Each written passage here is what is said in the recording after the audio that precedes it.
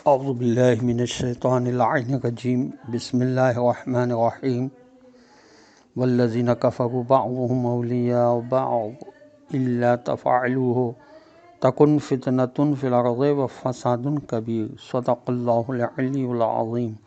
السلام علیکم ورحمۃ اللہ وبرکاتہ۔ اللہ تبارک و تعالیٰ کا شکر ہے کہ سورہ انفال کی آیت نمبر 73 کی تلاوت کا شرف میں نے حاصل کیا۔ اب اس کا ترجمہ سنیے اور اس کے بعد مختصر تفسیر۔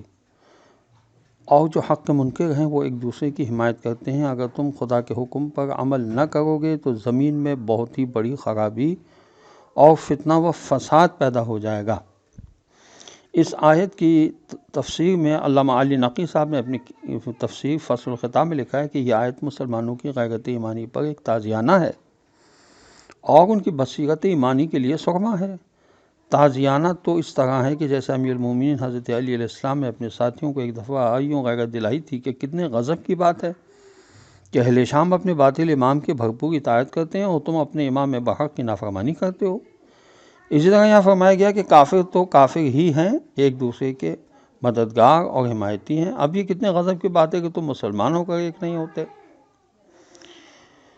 اور یہ آیت مسلمانوں کے لیے بصیرت کا سرما اس لیے ہے کہ اے مسلمانوں، تمہارے آپس کی چخ چخ بہت بڑا فتنہ و خرابی ہوگی، اس لیے کہ اس سے کفر و باطل کو قوت ملے گی اور حق کی قوتیں کمزور تر ہوتی جائیں گی۔ یہ تفسیر تبیان اور تفسیر جلالین میں لکھا ہے، لیکن تفسیر کبیر میں کچھ الگ بات لکھی ہے محققین نے اس آیت سے کہ اور تم نہ ان کے وارث اور نہ وہ تمہارے وارث۔ یہ نتیجہ نکالے کہ دین کا رشتہ خون کے رشتے سے کہیں بڑھ کر ہے، اور یہاں ولایت کے معنی وراثت کے نہیں بلکہ اشتراک عداوت اسلام کے ہیں، کیونکہ یہودی عیسائی مشرکین اگرچہ ایک دوسرے کے سخت دشمن تھے مگر اسلام دشمنی میں سب ایک ہو گئے تھے، اور یہ ہمیشہ ہوتا آیا ہے۔ اس لیے کہا گیا ہے کہ یہ دنیا جو ہے دھوکہ دیتی ہے، اس سے بچ کے رہو۔ مولا امیر المومنین علیہ السلام فرماتے ہیں،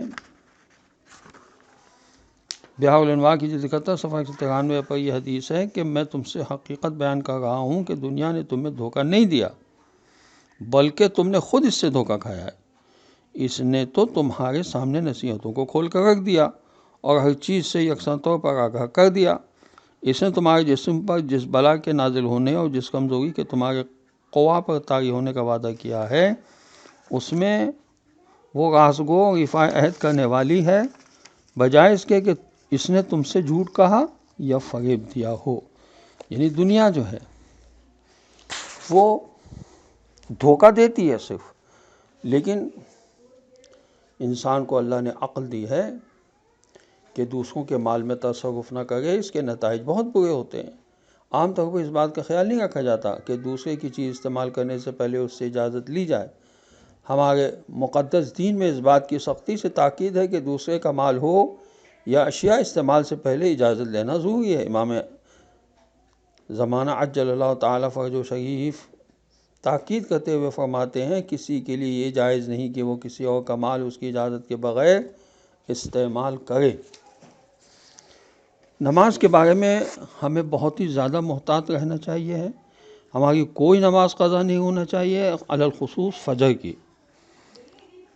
جامع الاخبار جو کتاب ہے اس کے صفحہ 184 پہ لکھا ہوا ہے کہ روز قیامت بندوں سے جس چیز کا سب سے پہلے حساب ہوگا وہ نماز ہے، اور اگر نماز قبول ہو گئی ان قبلت ما سواہا تو سارے اعمال قبول ہوں گے، اور اگر نماز رد ہو گئی تو دوسرے اعمال بھی رد کر دیے جائیں گے۔ اصل میں دیکھا جائے تو خود نماز کے قبول ہونے کی بنیادی شرط معصومین علیہ السلام کی ولایت ہے۔ کسی نے امام سجاد علیہ السلام سے پوچھا خود نماز کے قبول ہونے کی شرط کیا ہے، تو آپ علیہ السلام نے جواب دیا، ہماری ولایت و دوستی اور ہمارے دشمنوں سے بیزاری۔ یہ مناقب کی جلد 4 صفحہ 131 پر لکھا ہے۔ امام حسین علیہ السلام نے شب عاشور جناب زینب سلام اللہ علیہا سے فرمایا تھا کہ میں نماز، دعا اور استغفار کو دوست رکھتا ہوں، اور حضرت عباس علمدار سے بھی فرمایا تھا۔ یہ ارشاد القلوب کے صفحہ 214 پر لکھا ہوا ہے۔ ہمیں چاہیے کہ ہم ائمہ معصومین علیہ السلام کی سیرت پر عمل کرتے ہوئے نماز کو دوست رکھیں۔ اگر نماز واجب کے ساتھ مستحب نمازوں کی طرف توجہ دیں تو یہ بہت بڑی سعادت کی بات ہے۔ وآخر دعوانا ان الحمد للہ رب العالمین، والسلام علیکم ورحمۃ اللہ وبرکاتہ۔